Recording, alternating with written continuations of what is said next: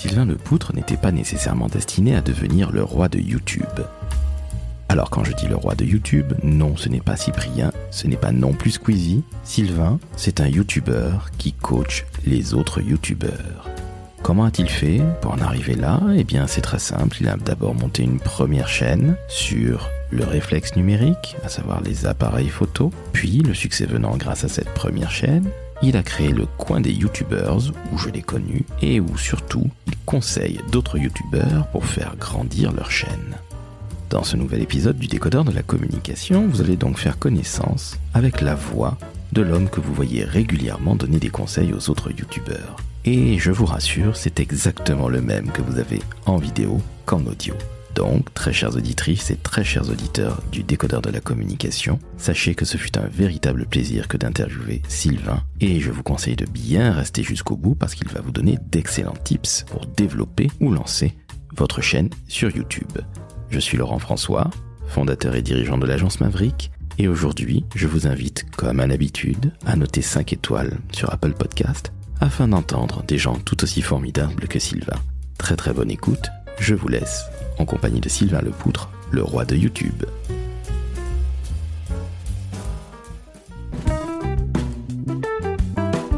Le Décodeur de la communication, un podcast de l'agence Maverick.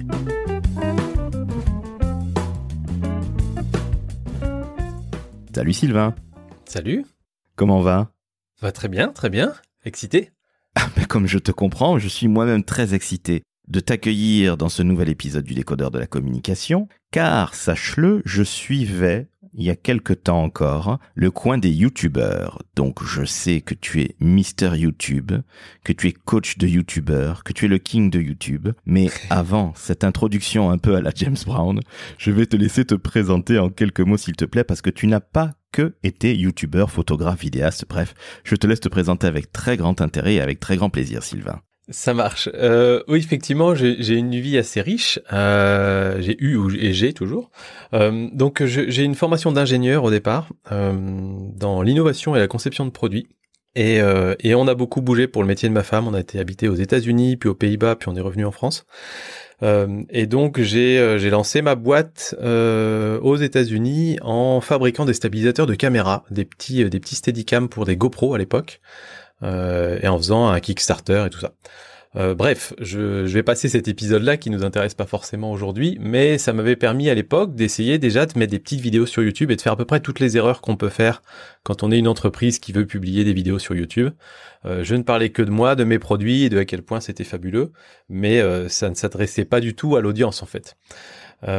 Et donc à l'époque on tenait un blog et pour la famille et tout ça et on a pu rencontrer des gens, donc c'était déjà le départ de la création de contenu pour moi, c'est-à-dire qu'on avait un blog aux États-Unis et on a rencontré plein de personnes qui étaient dans la même situation que nous et qu'on avait aidé grâce à notre blog et donc ensuite en arrivant aux Pays-Bas je me suis mis à la photo et en voulant démarrer la photo et ben je me rendais compte qu'il y avait que des profs quelque part qui donnaient des conseils photos sur les blogs à l'époque et un tout petit peu sur YouTube, ça commençait tout juste et je me suis dit bah zut, je comprends rien à ce qu'ils racontent, moi je démarre de zéro donc bah je vais faire mes propres articles on va dire sur le sujet pour aider les gens qui veulent démarrer.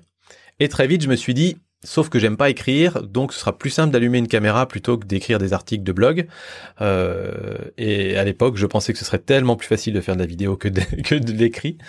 Et donc, j'ai démarré une chaîne YouTube comme ça. Et la première vidéo de ma chaîne YouTube sur la photo, j'ai l'appareil photo dans sa boîte et je dis demain c'est mon anniversaire, j'aurai le droit de l'ouvrir et on va démarrer de là. Je n'y connais rien et on va apprendre ensemble. Et je pensais aider une dizaine de personnes avec ça et en fait ça a vachement plu ce concept d'apprendre ensemble et d'avoir quelqu'un pour l'audience. C'est super important en fait d'avoir quelqu'un en qui ils peuvent se reconnaître et dire en fait cette personne est comme moi, on apprend la photo avec un pote. Et donc cette chaîne, on est 9 ou 10 ans après le démarrage de cette chaîne aujourd'hui. On est à plus de 62 000 abonnés, je crois, un truc comme ça. Une très belle communauté et j'ai vécu des trucs extraordinaires grâce à cette chaîne. J'ai rencontré des gens, j'ai appris énormément de choses. Ça m'a donné des super bonnes excuses pour aller crapahuter un peu à droite à gauche dans la nature et faire des photos. Et donc toute cette expérience-là qui a été rendue possible grâce à YouTube, j'ai eu envie de la partager. Déjà, j'ai envie de l'approfondir en apprenant les codes de la plateforme, comment fonctionnent les algorithmes, quels sont les intérêts de YouTube, les intérêts des créateurs, etc. Et en créant cette deuxième chaîne qui s'appelle Le Coin des YouTubeurs, qui est faite, elle, pour aider les YouTubeurs à développer leur audience. Et je vise spécifiquement les YouTubeurs qui ont démarré avec une passion, qui disent moi je suis passionné de trains miniatures, je vais faire une chaîne YouTube sur les trains miniatures et comment je peux développer mon audience pour que ça devienne rentable pour moi de passer un peu plus de temps sur ma chaîne YouTube et assouvir ma passion. Donc certains ont comme objectif d'en vivre à terme, d'autres ont juste comme objectif de dire j'ai mon boulot à côté, j'ai juste envie d'avoir suffisamment d'interaction pour justifier d'y passer 3 soirs par semaine à faire du tournage, du montage et de l'écriture de vidéos, quoi. Et le coin des youtubeurs est né donc de tout ça. Et aujourd'hui, j'accompagne effectivement beaucoup de créateurs de différentes tailles. Il y en a qui démarrent tout juste leur chaîne, il y en a qui sont à plusieurs centaines de milliers d'abonnés. Et je les aide à évoluer sur YouTube et à faire grossir leur communauté. Et aujourd'hui, j'ai aussi une partie de ma société qui a comme objectif d'aider les entreprises à se positionner sur YouTube. Donc là, on entre plus dans l'axe communication et croissance d'entreprise par l'intermédiaire du canal YouTube. Voilà, j'espère que c'était pas trop long comme présentation. Non, au contraire, c'était très exhaustif, mais il y a une question que je me pose. Comment s'appelait cette fameuse première chaîne où tu as 62 000 abonnés? Je sais comment elle s'appelle, mais dis-le au moins à nos auditrices et auditeurs. Profites-en. Aujourd'hui, elle s'appelle Mon Petit Réflexe. Eh bien, je te remercie, je connaissais la réponse. Alors, 14 000 personnes qui te suivent aujourd'hui sur l'autre chaîne qui est phare, qui est Le Coin des YouTubeurs. Sylvain, d'emblée, j'ai envie de te poser une question. Comment se fait-il que ce soit aussi difficile de faire une vue sur YouTube? Il y a beaucoup d'entreprises, et je pense que tu dois le voir dans ta partie conseil plutôt B2B, et en tout cas avec des plus grosses entreprises. Beaucoup d'entreprises ont l'impression qu'en déposant la vidéo qu'elles ont faite, ça va faire des vues parce que le simple fait de diffuser sur la plateforme YouTube va permettre d'exploser les compteurs, le success overnight. Et c'est tout l'inverse, bien évidemment. Alors je te repose la question, comment se fait-il que ce soit aussi difficile de faire une vue aujourd'hui sur YouTube? Alors il y a déjà une question de statistiques. Sur YouTube, chaque minute, il y a 500 heures de vidéos qui sont mises en ligne. Donc, quand on a cette stat en tête, on se dit qu'effectivement, notre petite vidéo de 3 minutes, elle a peut-être pas beaucoup de chances d'être vue par beaucoup de monde si on n'y apporte pas un petit peu de soin. Et voilà. Après, si on parle spécifiquement des entreprises, une des erreurs principales des entreprises, c'est de vouloir faire une sorte de publicité qui va être mise sur leur chaîne YouTube. Et en fait, personne n'a envie de voir une publicité volontairement. Et sur YouTube, c'est un des seuls réseaux sociaux où on décide de ce qu'on regarde. C'est-à-dire que la façon dont ça fonctionne, l'interface YouTube, c'est qu'on va vous suggérer une dizaine ou une douzaine de vidéos, que ce soit en page d'accueil, en suggestion, etc. Et on va choisir quelle est notre préférée, celle qu'on pense être notre préférée dans celle-là. Et donc évidemment, si on nous propose une pub, on va jamais cliquer dessus. Jamais personne se dit j'ai envie d'aller voir la dernière publicité d'EDF. Donc quand on part de ce principe-là, déjà ça fonctionne pas. Il faut qu'on apporte de la valeur aux gens et qu'en plus on arrive à transcrire cette valeur dans le titre et la miniature. Et pour ça, il y a 3 types de valeurs qu'on peut intégrer dans nos vidéos. Soit on a une valeur d'information. Donc par exemple, une vidéo qui explique comment, comment se couper les cheveux soi-même. Couper ses cheveux soi-même, ça c'est un bon exemple parce que je suis en train d'aider une youtubeuse aujourd'hui. C'était sa première vidéo sur sa chaîne et elle a 300 000 vues dessus. Donc comme quoi on peut aussi avoir beaucoup de vues même au tout début d'une chaîne YouTube, c'est tout à fait possible. Là on se dit ok, si je clique sur cette vidéo là, au début je ne sais pas comment faire, à la fin je saurai comment faire, j'aurai acquis d'informations, j'aurai appris quelque chose. Ça c'est un premier type de valeur. Deuxième type de valeur, c'est du divertissement. YouTube est bien connu pour ça, et il y a beaucoup de vidéos qu'on va regarder parce qu'on va voir des belles images, parce qu'on va bien se marrer, parce qu'on va suivre l'actualité d'une personnalité qu'on a appris à connaître avec le temps. Et le troisième type de valeur, c'est l'inspiration. Et là, ça va plutôt être éventuellement des courts-métrages ou des vidéos qui vont nous donner envie de nous dépasser ou de faire des choses extraordinaires. Et si vous avez aucune de ces 3 valeurs, c'est sûr à 100% que vous n'allez pas avoir de vues sur votre vidéo. En tout cas, que YouTube va pas mettre en avant vos vidéos. Il faut proposer au moins une de ces 3 valeurs. Et aujourd'hui, la plupart des créateurs qui marchent bien proposent au minimum 2 de ces valeurs dans une vidéo. Par exemple, de l'information tout en étant divertissante et marrante.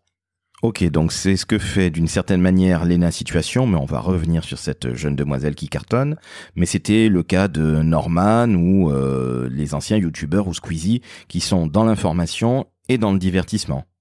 Alors Léna, je dirais, c'est pas vraiment dans l'information, parce que après avoir regardé une vidéo de Léna ou de Norman, on n'a pas appris quelque chose on n'aura pas été éduqué à un sujet. Par contre, ce que fait Léna et que ne fait pas Norman, par exemple, c'est qu'elle inspire. Donc Léna Situation, c'est évidemment du divertissement parce qu'on suit son arc narratif, on suit toute une histoire dans chacune de ses vidéos. Et en plus de ça, elle a un mantra, elle est hyper positiviste, elle donne vraiment envie de se bouger, de faire des choses, de sourire, etc., d'être optimiste sur la vie. Et ça inspire les gens. Et il y a beaucoup de gens c'est le côté feel good quand on dit les vidéos feel good, c'est on passe un bon moment. Et en plus, ça nous fait nous sentir bien par rapport à nous-mêmes. Donc ça nous inspire à aller faire des choses dans le vrai monde derrière. Et pour moi, c'est là où Léna, elle dépasse largement les autres youtubeuses qui étaient sur le même terrain qu'elle au départ, qui elle ne faisait soit que de l'information, par exemple des tutos beauté ou des trucs comme ça, soit du divertissement en racontant une histoire, mais chaque vidéo n'avait qu'un seul objectif à chaque fois, quoi.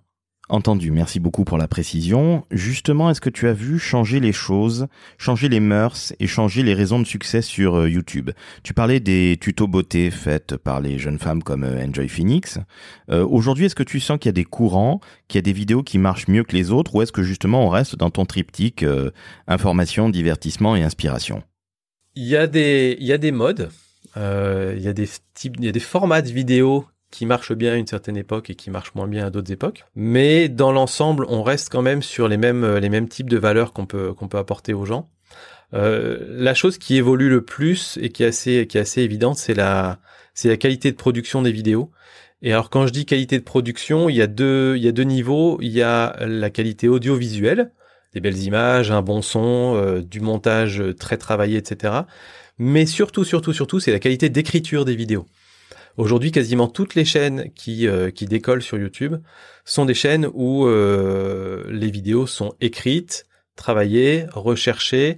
Donc, soit par exemple pour Léna Situation, quand elle va faire des vlogs, elle écrit un script, une sorte de storyboard de les émotions par lesquelles on va faire passer l'audience, quels sont les enjeux et difficultés qu'on va peut-être rencontrer.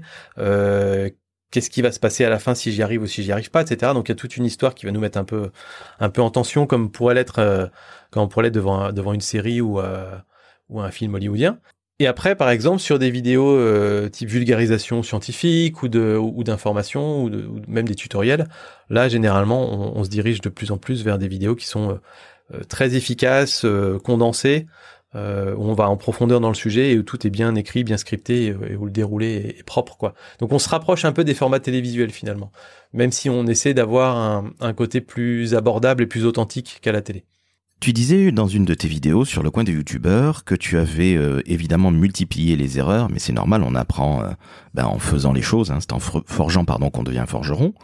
Aujourd'hui, et à l'instant même, tu viens de parler de l'écriture. Comment on écrit le script, c'est-à-dire le scénario, d'une vidéo YouTube? Très très bonne question. Alors pour le coup, je suis loin d'être expert là-dedans, puisque c'est un domaine dans lequel je progresse encore, parce que comme je t'expliquais tout à l'heure, l'écriture c'est pas mon fort au départ, c'est pas quelque chose que j'aime faire. Ce qui est compliqué, c'est que ça dépend vraiment du type de vidéo. Par exemple, si je veux faire un tutoriel pour expliquer comment comment faire un potager surélevé dans mon jardin, j'ai plutôt intérêt à rentrer très vite dans le vif du sujet et dans les premières minutes à montrer le potager et à donner envie aux gens, à leur montrer en gros d'où on part et où on va arriver. Donc c'est souvent ça quand même qui est important, c'est d'essayer de montrer qu'il va y avoir une transformation ou une évolution au cours de la vidéo qui donne envie de la regarder du début à la fin. Mais si par exemple ça va être un vlog, on va plutôt écrire selon le fameux arc narratif, la fameuse quête du héros, ou dans ce cas-là on va mettre notre audience dans la peau du héros. Soit c'est notre audience qu'on met dans la peau du héros, soit c'est nous-mêmes, une personne à laquelle notre audience va s'identifier. Et donc ce héros, il a une quête, il a une envie, il a un rêve, et généralement il y a un élément déclencheur qui fait qu'il est obligé d'y aller. Il est obligé de s'y mettre, le passage à l'action. Et souvent il passe par des phases de doute en se disant si j'y arrive pas, qu'est-ce qui va se passer? Donc on va parler des enjeux. Si je ne parviens pas à déménager aujourd'hui, peut-être que demain on va être reconfiné et donc du coup je pourrais pas déménager pendant 2 mois. Donc on a une tension en se disant on a 4 heures quelque part pour réussir à faire ce déménagement qu'on anticipe depuis des mois.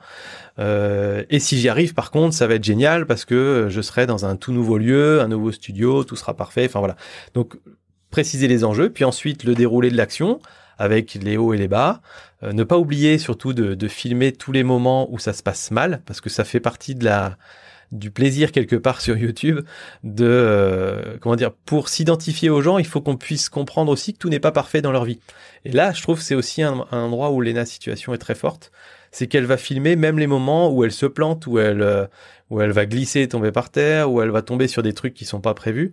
Et c'est souvent pour ces moments-là à la limite qu'on va l'apprécier plus que quand ça se passe bien, quoi.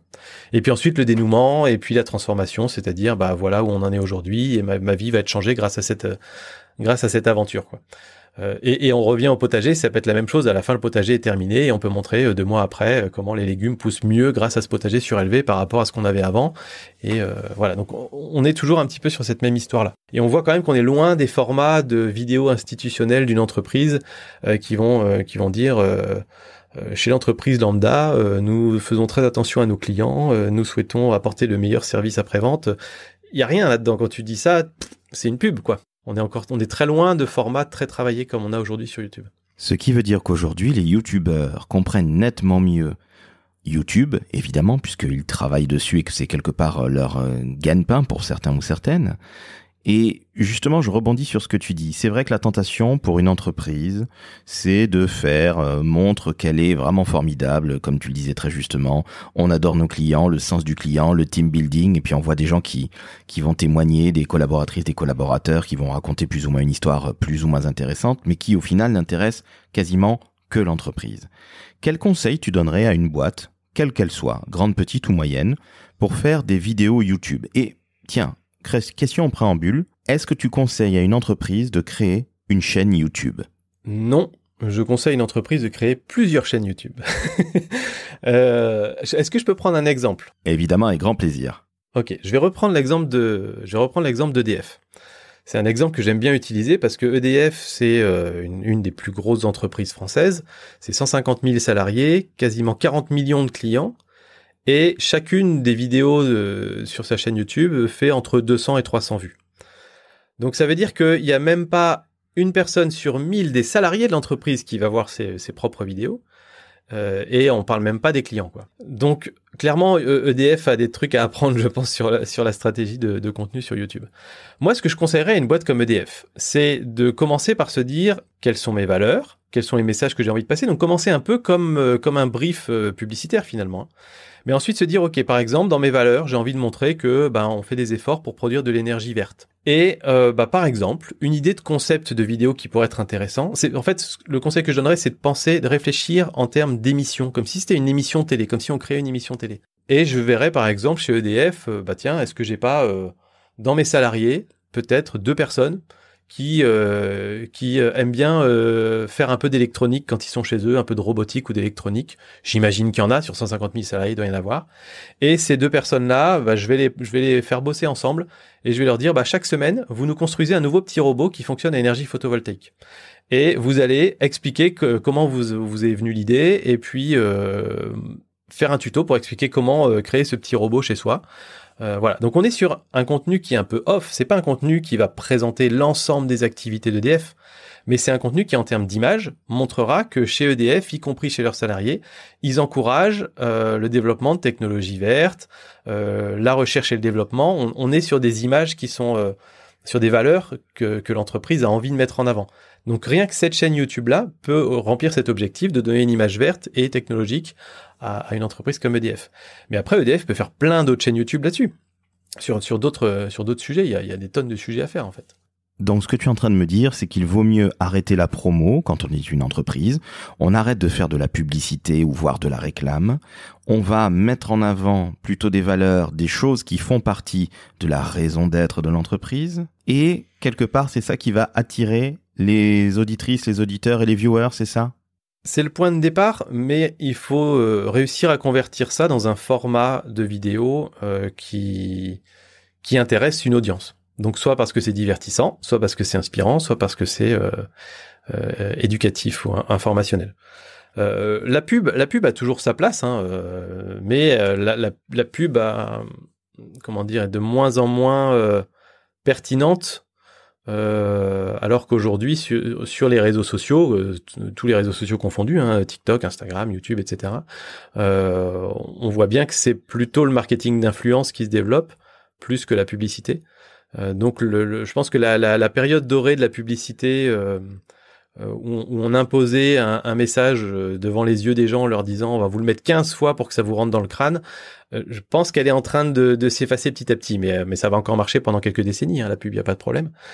Mais c'est le bon moment maintenant quand même pour les entreprises pour commencer à faire de la communication du 21e siècle, j'ai envie de dire, et donc commencer à parler de. Je suis un peu un peu critique, mais c'est comme ça que je le perçois.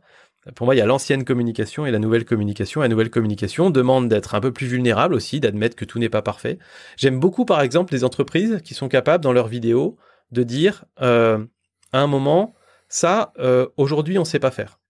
Par contre, puisqu'on ne sait pas faire et qu'on a compris que c'est quelque chose qui vous intéressait, eh ben, on va aller chercher des solutions et on va travailler pour l'apprendre et être capable de résoudre ce problème. Et aujourd'hui, il y a très peu d'entreprises qui ont ce niveau de vulnérabilité, comme j'appelle ça. Et je trouve ça pourtant, parce que la plupart des boîtes, quand on arrive jusqu'au décideur, le décideur, il va dire non, pas question qu'on montre qu'on n'est pas parfait en public. Mais c'est comme ça qu'on va créer de l'attachement. C'est comme ça qu'on va voir une entreprise en se disant ah mais en fait, si jamais ils ont un problème un jour, je vois qu'ils donnent tout ce qu'ils peuvent pour le résoudre, donc c'est probablement une entreprise qui va répondre à mes propres problèmes. Donc ça crée de l'attachement aussi. Alors qu'une entreprise qui se montre parfaite, on n'est pas dupe, on sait bien qu'elle n'est pas parfaite, on sait juste qu'elle met sous le tapis tous les problèmes. Et je trouve que c'est pas une très bonne image que ça renvoie finalement pour les clients, les prospects ou même pour les futurs employés de l'entreprise. Je suis tout à fait d'accord avec toi, et c'est vrai que ce changement de paradigme qui arrive avec ce nouveau siècle, qui est quand même là depuis 20 ans, j'ai envie de te dire que c'est pas très simple à faire rentrer dans la tête des décideurs à la communication ou à la direction générale. Je suis d'accord. J'ai essayé, hein, j'ai travaillé avec quelques très grosses entreprises pour YouTube. Et justement, tu t'es heurté à quel frein dans ces grosses entreprises ? Alors, le principal frein, c'est la hiérarchie. YouTube nécessite d'être hyper agile, c'est un terme à la mode aussi, ou flexible si on veut, en expérimentant différents formats, en expérimentant différentes choses, et surtout en étant très réactif. Demain, il y a une nouvelle tendance qui sort. Est-ce qu'on est capable de sortir une vidéo 2 jours avant, ou bien il y a une nouvelle actu? Est-ce qu'on peut sortir une vidéo en quelques heures sur cette actu-là pour être dans les premiers et donner notre avis sur la question? Dans les grosses boîtes, c'est compliqué parce que généralement le timing, il est plutôt de plusieurs semaines. Si jamais il faut demander à on va dire, à la personne qui va présenter les vidéos YouTube, de voir avec son supérieur, qui doit valider avec le N+1, qui doit aller valider jusqu'à la communication au niveau national, etc., et que ça redescende, on a perdu le côté réactif, quoi. Et donc c'est vraiment le manque d'agilité qui généralement pose problème, et on le voit beaucoup, hein, sur les chaînes YouTube des grosses entreprises. On voit que généralement ils font des coups d'essai pendant plusieurs mois. Donc par exemple, ils vont faire une web série pendant 3 mois.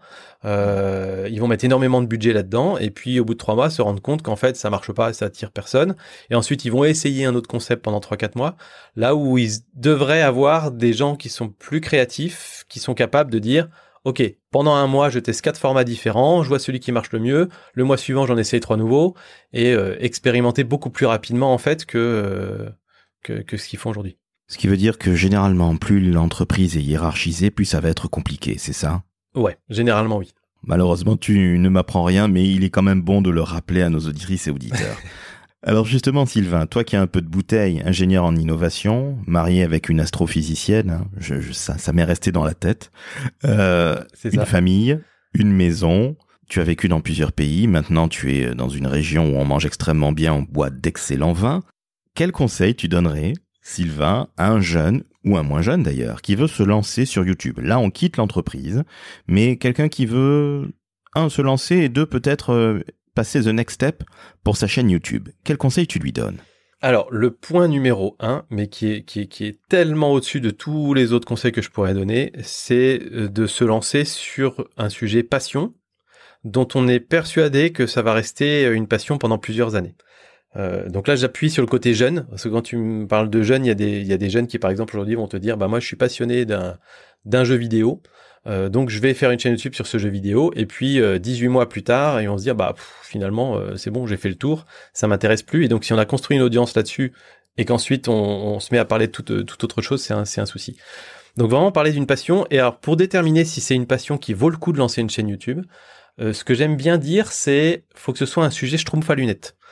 Alors, je sais pas si dans ceux qui nous écoutent, vous lisez tous les schtroumpfs ou pas, mais le schtroumpf à lunettes, c'est celui qui saoule tout le monde avec ses règles grammaticales, etc. Et donc, pour moi, un sujet schtroumpf à lunettes, c'est un sujet qui vous passionne tellement que vous avez tout le temps envie d'en parler autour de vous, mais que généralement, les gens qui sont pas passionnés par la même chose, ils vous font bien comprendre que ça les saoule et que vous feriez mieux d'aller en parler à quelqu'un d'autre. Ça, c'est des sujets où vous avez une frustration parce que vous pouvez pas la partager avec une communauté plus importante. Donc, vous allez aller sur YouTube, vous allez trouver cette communauté de gens qui partagent exactement cette passion. Donc, ça va vous nourrir votre passion avec le temps. Ça va vous permettre en plus de vous décharger de tout ce que vous avez envie de raconter sur cette passion. Et c'est surtout un sujet, si c'est un sujet qui vous passionne, ça veut dire que vous allez avoir une infinité d'idées de vidéos que vous allez pouvoir produire. Et en plus de ça, si jamais un jour, par bonheur, ça devenait votre métier, vous en seriez très content. Alors que le process de dire, on va chercher une opportunité business ou autre, en se disant, tiens, ça c'est un truc qui est pas trop couvert sur YouTube, je vais en parler, je vais me spécialiser un peu là-dedans et en parler. La difficulté, c'est que YouTube, c'est tellement chronophage dans les premières années, ça prend énormément de temps et d'investissement, que la plupart du temps, les personnes qui utilisent ce processus-là vont laisser tomber en fait au bout d'un moment. Et surtout, si ça marche, ça va devenir un métier avec des contraintes comme n'importe quel autre métier en fait. Et c'est-à-dire, on va se sentir obligé de faire des vidéos, même si c'est pas un sujet qui nous passionne, parce qu'il faut faire des vidéos pour qu'il y ait des gens qui finissent par acheter nos produits, etc. Et finalement, à quoi bon se lancer sur YouTube, sur cette super plateforme qui est YouTube, si c'est pas pour faire ce qu'on aime au final. Donc, pour moi, la passion, ça va être le point de départ de tout. Et ensuite, à partir de cette passion, il faut essayer de déterminer ce que j'appelle une niche. Une niche sur YouTube, ça va être votre thématique, la thématique qui vous passionne, plus votre prisme. J'aime bien l'appeler comme ça. Donc, votre prisme, c'est votre façon d'aborder cette thématique. Je prends un exemple. Je fais de la cuisine. J'aime beaucoup faire de la pâtisserie. D'accord? Ça, c'est ma thématique, la pâtisserie. Et peut-être que il y a énormément de chaînes de pâtisserie aujourd'hui sur YouTube, donc je vais avoir du mal à sortir du lot si je suis la seule chaîne, si je démarre une chaîne qui ne fait que de la pâtisserie dans son ensemble. Et peut-être que je me dis qu'en fait, je vais me spécialiser dans la pâtisserie artistique, par exemple, et donc faire des vidéos sur tous les moyens possibles et imaginables de faire des jolies choses en pâtisserie. Des constructions en sucre, des moulages de trucs en chocolat, etc. Et mon prisme, ça va être ça. Ça va être, c'est une excuse pour pouvoir faire la pâtisserie qui est ma passion. Et mon excuse, c'est de pouvoir les rendre encore plus belles et d'aider les gens à faire des beaux desserts, par exemple. Ça peut être un prisme qui peut être intéressant.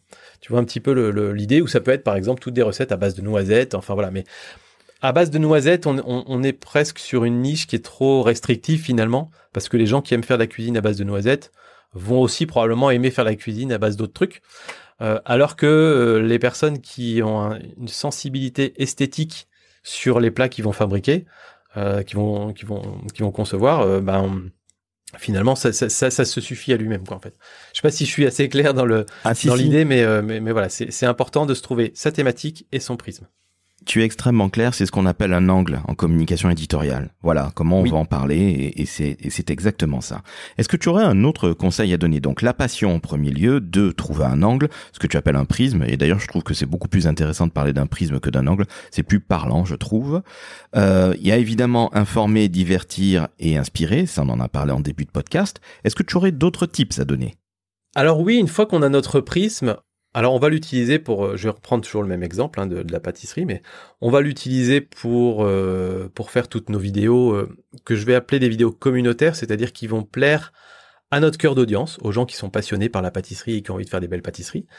Mais il est indispensable sur une chaîne YouTube de créer aussi des vidéos qu'on appelle des vidéos découvertes, qui vont permettre à des nouvelles personnes de découvrir votre chaîne.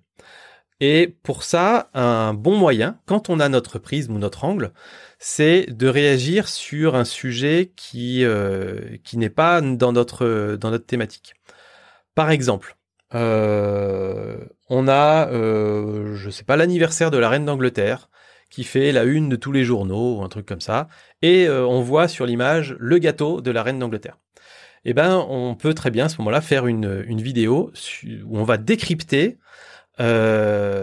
comment a été fabriqué le fameux gâteau de la reine d'Angleterre ou du mariage du prince, je sais pas quoi, du prince William, où on va justement essayer de décrypter quelles sont les méthodes qui ont été utilisées pour faire cette décoration en sucre, comment les petites fleurs ont été faites sur le côté, et on peut éventuellement même dans notre vidéo essayer de répliquer ce qui a été fait. Et donc ce qui va être intéressant là, c'est que ça va permettre d'aller chercher des personnes qui sont pas a priori intéressées par la pâtisserie, qui peuvent être juste éventuellement curieuses, mais qui vont pas aller jusqu'à chercher du contenu là-dessus. Et on va aller les chercher parce que finalement, c'est des personnes qui peut-être suivent l'actualité du prince William, partons sur le prince William, et qui vont se dire, tiens, c'est vrai que j'avais remarqué le gâteau, j'avais vu qu'il était beau, mais je m'étais jamais posé la question de comment il avait été fait. Et quelque part, l'incitation à aller voir cette vidéo, elle est relativement facile. En fait, c'est un clic facile pour les personnes qui ont vu la news. Et donc, c'est un bon moyen de faire découvrir son contenu. Et si dans la vidéo, les gens se disent, bah en fait, c'est super beau, ça a pas l'air si compliqué, et je vais peut-être me découvrir une nouvelle passion.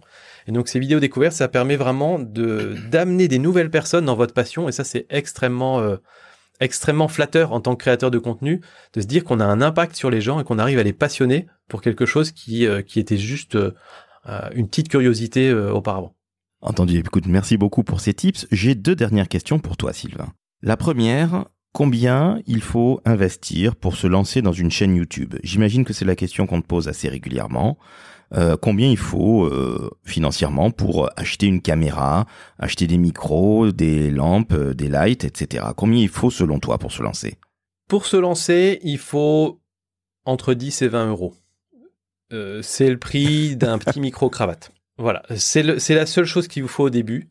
On a une super caméra dans notre poche qui s'appelle un smartphone et qui filme extraordinairement bien de nos jours. C'est largement suffisant. On a un super éclairage naturel qui s'appelle le soleil. Et si on se met à côté d'une grande fenêtre, ça fait un très bel éclairage. Faut pas avoir le soleil en direct sur soi, mais si on a la lumière du jour diffusée par une fenêtre, par exemple, ça fait un très bon éclairage. Alors ça amène des petites contraintes supplémentaires sur le tournage. On peut pas tourner de nuit, on peut moins facilement tourner un jour où il y a des nuages qui passent devant le soleil régulièrement, mais dans l'ensemble, on s'en sort. Et la seule difficulté, généralement, c'est le micro. Parce que si vous voulez pas vous filmer de tout près et avoir un nez qui ressort comme c'est pas possible, il faut mettre la caméra un petit peu plus loin et donc avoir un micro assez proche de la bouche pour avoir un bon son. Donc c'est pour ça qu'un petit micro-cravate qu'on vient brancher dans la prise écouteur du téléphone, c'est le minimum. Et il y en a à 10, 20 euros, il y en a des très bons qui commencent à 50 euros. Et pourquoi il n'y a pas besoin de plus? Tout simplement parce que c'est pas ça qui va être le plus important. Dès le moment où vous avez une image de smartphone, une lumière à peu près correcte et un bon son, ce qui va être le plus important, c'est le choix du sujet de votre vidéo, la façon dont vous allez le présenter, est-ce que votre prisme ou votre angle va résonner avec une audience? Et il y a des chaînes YouTube qui construisent des audiences de plusieurs centaines de milliers d'abonnés avec juste un téléphone et un petit micro-cravate. Après, effectivement, si ça vous plaît, si ça marche bien, vous pourrez commencer à investir un peu plus pour avoir plus de confort, on va dire, de tournage et peut-être un tout petit peu plus de qualité d'image et de son, mais encore une fois, ça fera pas une grosse différence. Mais le démarrage d'une chaîne YouTube est tellement, c'est tellement chronophage. J'insiste encore une fois là-dessus, mais une vidéo YouTube, quand on veut la faire bien avec écriture, tournage, montage, etc., et quand on maîtrise des outils, c'est minimum 10 ou 15 heures de travail quand même. Donc, c'est tellement chronophage et beaucoup de gens ne s'en rendent pas compte qu'il y a peut-être, je vais dire une stat un peu au pif, mais c'est de cet ordre-là, il y a peut-être 95% des gens qui démarrent une chaîne YouTube qui arrêtent avant d'avoir sorti 4 ou 5 vidéos. Donc, n'allez pas dépenser 2000 ou 3000 euros dans du matériel si 3 vidéos après, vous dites, finalement, ça me plaît pas, quoi. Écoute, merci beaucoup. Donc, c'est clair, net et précis. faire des vidéos sur YouTube, c'est un marathon et ce n'est pas un sprint. Tout à fait. Ma dernière question, Sylvain, qui n'a rien à voir avec YouTube, mais que je pose systématiquement à mes invités du décodeur de la communication. Qu'est-ce que tu préfères aujourd'hui dans ton métier ? Pour moi, la réponse, elle va peut-être paraître bateau, mais c'est, je pense, la raison principale qui fait que tous les matins je me lève avec la banane, c'est que quand j'accompagne des youtubeurs, j'ai l'opportunité de découvrir leur histoire. Et généralement, des gens qui ont la niaque suffisante pour insister sur YouTube et vouloir développer leur audience, leur passion, etc., c'est souvent des gens qui ont des histoires assez extraordinaires, en fait, qui ont eu des vies extraordinaires. J'en ai de tous les âges, hein. D'ailleurs, on parle de youtubeurs, on imagine toujours quelqu'un qui a 20 ou 25 ans, mais je suis aussi pas mal de youtubeurs seniors, par exemple, et ils ont tous des histoires extraordinaires, et c'est souvent des personnes très, très intéressantes. Et je pense que c'est cette partie-là que je préfère dans mon métier, c'est que chaque jour, je me lève et je me dis, mais qui je vais découvrir encore comme nouvelle personne aujourd'hui et quelle histoire ils vont me raconter, quoi. En somme, au-delà de la technique, au-delà de YouTube, des algorithmes, c'est l'humain qui te fait te réveiller le matin avec la banane, c'est ça ? Complètement. Mais depuis le début, YouTube, pour moi, a été associé à ça. Sur ma chaîne photo, c'était des rencontres. J'ai tout un cercle d'amis qui s'est créé grâce à cette chaîne YouTube. Enfin voilà, c'est plein de nouvelles aventures et plein de nouvelles rencontres surtout. Je sais que c'est un peu bateau de dire ça, mais c'est la réalité, c'est vraiment ça. Et justement, tu arrives à mener ta vie d'homme marié, ta vie de papa, de propriétaire avec ton activité YouTube, ou plutôt tes activités YouTube, parce que ça doit être assez chronophage au final. Oui, c'est le point qui est en cours de résolution, mais qui est pas encore complètement assumé. C'est toute la difficulté de la transition d'une chaîne YouTube loisir ou hobby, j'ai envie de dire, comme un hobby, et de faire la transition vers une chaîne YouTube qui devient une source de revenus et la source de revenus principale, c'est-à-dire qu'il devient une activité à plein temps. Et cette transition, c'est vraiment comme quand on démarre une entreprise. Il faut considérer qu'il va y avoir 2-3 ans pendant lesquels soit on va se serrer la ceinture, soit on va être dans le négatif. Et surtout, ça va être 2-3 ans où on va travailler sans compter ses heures. Il faut être prêt à partir là-dedans. Il faut que la famille soit prête derrière aussi à assumer ça. Et voilà, moi, je commence à en sortir aujourd'hui. J'arrive au stade où en termes de revenus, on va dire, ça commence à être confortable. Et ça commence à être suffisamment confortable pour que je puisse déléguer beaucoup de tâches. Je délègue mes montages aujourd'hui, je délègue la création des miniatures, et je commence à déléguer même d'autres choses dans la préparation de certaines vidéos et dans mon activité. Et du coup, grâce à ça, je récupère du temps. Voilà, il y a eu une semaine où j'ai mesuré le temps que j'ai travaillé. C'était en fin 2020. Et ça m'a fait un électrochoc, c'est que j'avais mesuré, j'avais travaillé 80 heures dans une semaine. Et à ce moment-là, je me suis dit, c'est pas possible. Quand on est crevé, quand on voit les enfants grandir, on se dit, je dois dégager du temps pour profiter aussi de ma famille. On fait tout ça aussi pour avoir cette fameuse liberté de l'entrepreneur. Et donc voilà, c'est en cours de résolution, là, en ce moment. Je suis plutôt optimiste sur le fait que c'est en train de prendre un bon chemin, mais ça fait 2-3 ans où effectivement c'est beaucoup de travail. Beaucoup de travail. Eh bien, écoute, Sylvain, je te remercie. Je retrouve, au travers de ce podcast, exactement la même personne que je vois dans ces vidéos. Tu as la même voix, tu as la même tête sympa, même si on ne s'est pas vu. Mais en tout cas, tu es tout à fait authentique. Je tiens à te le dire, même on ne se connaît pas, mais je tiens à te dire que moi qui ai l'habitude de te regarder, eh bien, je me dis, j'ai exactement le même mec, entre guillemets, au téléphone, si je puis dire. Donc, je te remercie, ne serait-ce que pour ça. Tu parlais d'authenticité. Ça fait très plaisir. C'est tout à fait sincère, surtout de ma part. Et tu parlais d'authenticité pour les entreprises qui devraient se montrer peut-être sous un angle un petit peu plus vulnérable. Eh bien, toi, tu te montres sous un véritable angle, à savoir celui de Sylvain Lepoutre. Basta. Et j'apprécie énormément. Merci encore, Sylvain, c'était génial. Merci à toi. Je te remercie. Chères auditrices, chers auditeurs, eh bien, vous voyez, on a des gens absolument formidables comme Sylvain. Je vous conseille d'aller jeter un œil très attentif à ces chaînes, Mon Petit Réflexe si vous aimez la photo, et si vous êtes plutôt youtubeur, ce qui était évidemment, vous l'avez compris, notre sujet, le coin des youtubeurs. Alors, le coin des youtubeurs, c'est youtubeur T-U-B-E-R-S, ou est-ce que c'est à la française avec un U? Non, je l'ai mise à l'anglaise, enfin à l'américaine. YouTubers. Écoute, ça c'est ton côté mec qui a vécu aux États-Unis et en Hollande. En tout cas, Sylvain, je te remercie. En tout cas, Sylvain, je te remercie. C'est sur cette note américaine que nous quittons. toujours pour rester dans les GAFA, vous savez ce qu'il vous reste à faire, chères auditrices, chers auditeurs. Vous notez 5 étoiles, vous mettez un petit commentaire. Vous nous envoyez de l'amour parce que nous en avons bien besoin. Encore une fois et une dernière fois, Sylvain, je te remercie. C'était un vrai plaisir de discuter avec toi et merci pour tes excellents conseils. Avec plaisir et à bientôt. Ciao, ciao.